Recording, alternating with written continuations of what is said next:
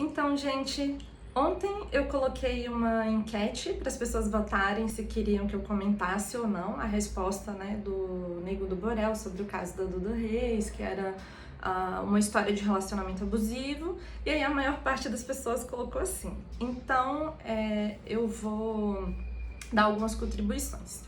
Para quem não sabe, né, o Nego do Borel é um cantor que namorou a Duda Reis, é uma menina de 19 anos, que é atriz, e eles tiveram um relacionamento que terminou, e aí ela veio a público falar que ela sempre viveu um relacionamento abusivo.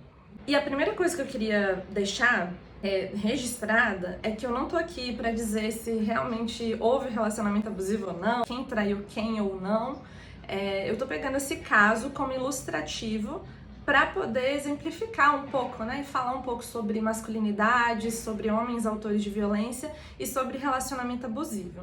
Então, eu deixei aqui anotado 2 pontos que são os principais, né?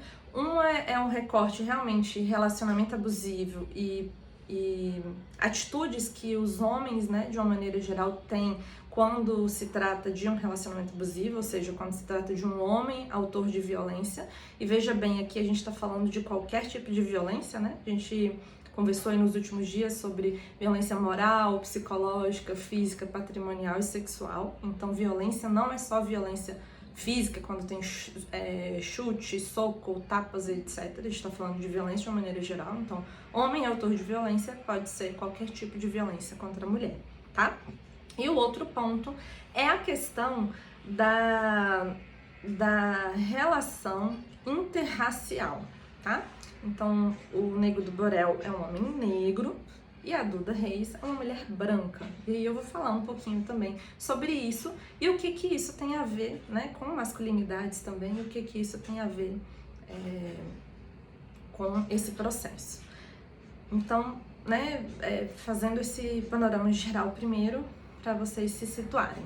Na minha pesquisa de mestrado, e em vários artigos, né, que eu estudei, que eu fiz leitura, nos homens que eu já atendi, que foram, né, condenados por Lei Maria da Penha, ou que chegam até mim por conta de se reconhecerem como homens violentos, ou porque a mulher falou, olha, vai para um atendimento psicoterápico, você precisa de ajuda, porque senão a gente não continua mais junto. Você é uma pessoa abusiva, né? Então, o que esses homens, de uma maneira geral, têm em comum? É o processo de desresponsabilização do ato cometido, né? Então, ele não identifica que o que ele faz é uma violência, ele não identifica que o que ele faz é um abuso, né? Ele não vê nenhum problema na atitude que ele tem. Quando a gente fala, né, de um relacionamento heterossexual, então um relacionamento entre um homem e uma mulher, a gente está falando de uma relação de gênero desigual, né? Onde a mulher socialmente é vista pelos homens como um objeto, como uma posse, né? Como ele é uma pessoa que está disponível para ele, vive dentro desses padrões sociais de satisfazer, de agradar, né? De submissão. Por mais que seja um relacionamento assim desconstruído, né, ou que tenha outros parâmetros, de uma maneira geral a relação acontece assim. E por que ela acontece assim? Porque os homens, eles são construídos, né, socialmente. Isso quer dizer o quê? Que fatores da nossa sociedade ensinam esses homens desde criança até adultos, assim como ensinam as mulheres desde criança até adultos, a como se portarem socialmente. Então, o que é esperado de um homem, né? É esperado de um homem que ele seja forte, que ele seja trabalhador, que ele tenha dinheiro, que ele seja potente sexualmente, né? Então, quanto mais mulheres ele ficar, quanto mais mulheres ele tiver, tudo isso contribui aí para esse status de hierarquia, né? Até dentro dos estudos de gênero a gente chama isso de masculinidade hegemônica. Mas dentro disso, né, dentro desse modelo padrão de masculinidade, a gente tem também categorias, né? Então nós temos alguns modelos de masculinidade que se posicionam hierarquicamente melhor do que outros, né? Então, um exemplo bem simples é, se a gente fala de um homem branco, rico e hétero, socialmente ele tem um valor maior do que um homem negro, um homem pobre, um homem gay, e por aí vai, né? Um homem gordo. A gente pode falar aí de uma série de estereótipos sociais que passam por esse processo. A necessidade constante de afirmação dessa masculinidade. E por que eu tô falando tudo isso antes de fazer, de fato, a análise do vídeo? Porque uma das primeiras coisas que ele fala no início do vídeo eu até anotei aqui, eu tenho que ser muito homem para estar aqui assumindo o que eu fiz. Então, mais uma vez, essa questão de reafirmar, né, esse lugar do ser homem. Eu sou tão homem que eu tô aqui dando a minha cara a tapa, olha só como eu sou corajoso, né? E aí um paralelo que eu faço com os atendimentos que eu já fiz de homens ou com, né, os estudos que eu fiz no campo do meu mestrado, é que há sempre uma tentativa de resgatar essa masculinidade, né? Então, dos homens que eu atendia, tinha muito assim, não, eu não fiz nada, eu sou um homem trabalhador, eu sou um pai de família, é tudo mal entendido, na verdade, a mulher tá louca, ela tava ali, do nada, ela, né, saiu gritando. Então, tem sempre esse processo de desresponsabilização, jogando a vítima, né, como uma pessoa louca, uma pessoa que não tá ali com a razão 100% pro que ela tá falando, e aí eu aproveito isso e justifico, reforço mais ainda o meu lugar como homem. Então, ele começa a fazer isso. E aí, o mais interessante é que quando ele diz, né, que tá dando a cara a tapa ali, tá ali para assumir, o que ele assume? A traição. Mas quando a gente fala de traição, socialmente, né, é aceito a traição masculina. Por quê? Socialmente tem esse pensamento de que os homens precisam ser potentes sexualmente. Então, eles sendo potentes sexualmente, está subentendido de que a monogamia não existe para os homens, né? Então, isso é muito tranquilo dele vir a público e falar, eu traí, né? Mas ao mesmo tempo ele traz esse reforço do eu sou muito homem para estar aqui falando sobre isso. Eu falei também da desresponsabilização. Ele também traz um pouco desse colocar ela como louco, de descredibilizar a fala da vítima, que é muito comum também quando a gente atende homens autores de violência, né? E aí como é que ele faz isso, né? Ele coloca várias mensagens de WhatsApp entre eles, onde ela, né, tá se declarando, no processo de término ela fala, eu te amo, eu quero que você seja o pai dos meus filhos.